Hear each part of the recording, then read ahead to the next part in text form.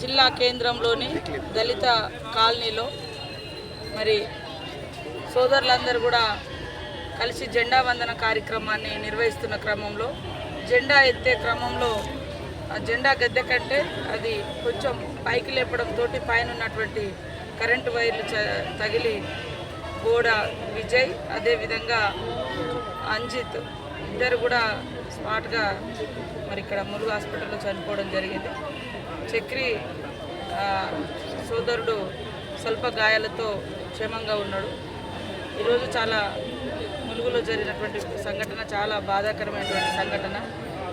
Current చూడక వాళ్ళు పైకి పోల్స్ లేపడంతో పైన ఉన్నటువంటి మరి వైరు తీగలు తగిలి ఈ యొక్క ప్రమాదం జరిగింది. వారి కుటుంబాలకు మేము ధైర్యాన్ని ఇస్తాను, తీవ్ర సంతాపాన్ని సానుభూతిని తెలియజేస్తా ఉన్నాం.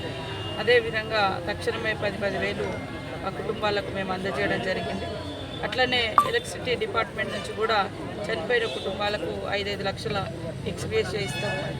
అదే కాకుండా గాయపడ్డ సోదరులకు కూడా వచ్చేటువంటి సూపరింటెండెంట్ గారు ఇచ్చే రిపోర్టును బట్టి ఎలక్ట్రిసిటీ డిపార్ట్మెంట్ నుంచి కూడా వాళ్ళ మరి మిగతా కోలుకోవడం కోసం కావాల్సినటువంటి ఖర్చులు కానీ ఇంజూరీకి సంబంధించిన కానీ అందజేయడం జరుగుతుంది.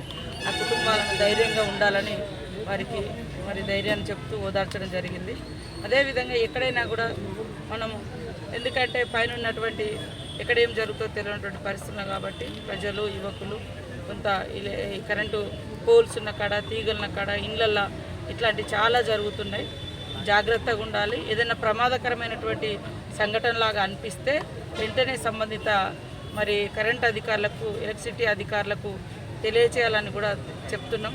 ఇక్కడైతే అది రొటీన్గా ఉండే పోలు, కాకపోతే ఉన్న గద్దె కంటే దానికి కొంచెం వీళ్ళు పైకి లేపడంతో చూసుకోక అది పట్టుకున్నటువంటి ముగ్గురికి కూడా ఈ ప్రమాదం జరిగింది. దాంట్లో ఒకరు సేఫ్గా ఉన్నారు, 2 చనిపోవడం చాలా బాధ అనిపిస్తుంది. కలిసి వేసిన సంఘటన. ముగ్గురు కూడా దళిత కుటుంబాలకు చెందినటువంటి వాళ్ళే. ఖచ్చితంగా వాళ్లకు మేము అండగా ఉంటామని తెలియజేస్తాం.